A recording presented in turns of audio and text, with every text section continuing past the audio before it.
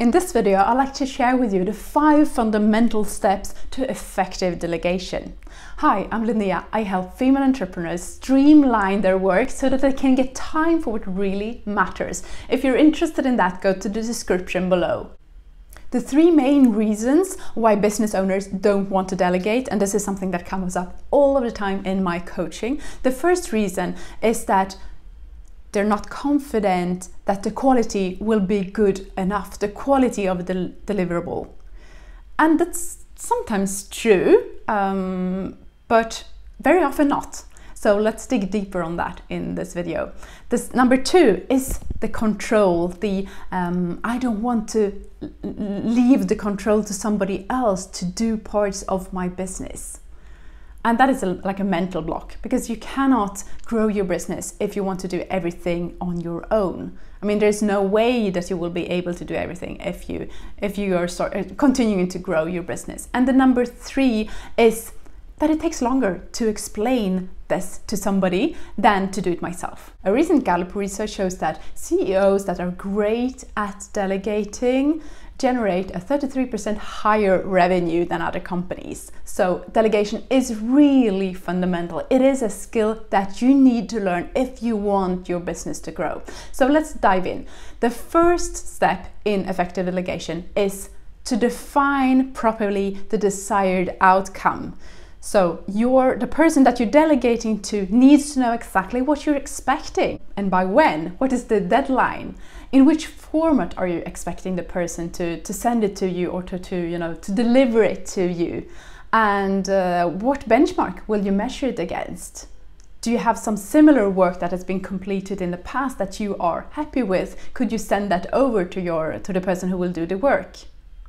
And then the second step is to establish a clear communication channel. So you don't just say, this is what you're gonna do, see you in 4 months.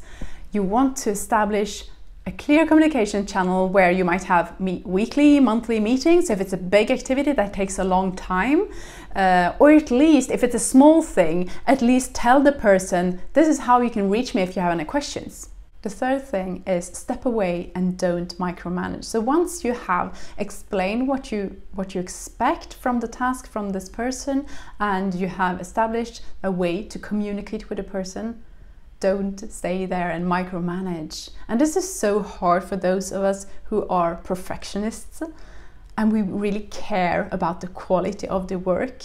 And there's a fine line between micromanaging and monitoring progress. So make sure that you establish a good way to communicate with this person so that he or she can get back to you whenever needed, and you keep that communication channel open.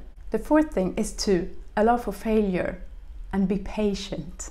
And it's not easy to allow for failure, because often you probably think, oh, I shouldn't delegate this because I can do it much quicker myself. But over time, the person that you delegate to, especially if it's a repetitive task, will get quicker. And if you allow for new ways of working, new ways of doing tasks, you might actually discover that your employee or the person that you're delegating to will do it much quicker than you in the end. And the last thing, the fifth point, is deliver feedback and continuous improvement. So here, make sure that you're not afraid of giving negative feedback. If you were not 100% satisfied with the delivery, make sure that you tell this person that he or she understands what should be improved next time. But also ask for feedback from the person who delivered the work, so that you can improve. You can improve the way you delegate in the future, or your communication, which is usually the problem when we delegate, the communication during the work. And make sure that you give the person credit for the work done, because then he or she will be more happy to do it in the future. Even if the work was really low quality, try to find something small that was well done. I would love to hear which of those 5 points is the one where you struggle the most. So is it in the beginning when you define the desired outcome, or is it a clear communication channel with the person who you delegated to?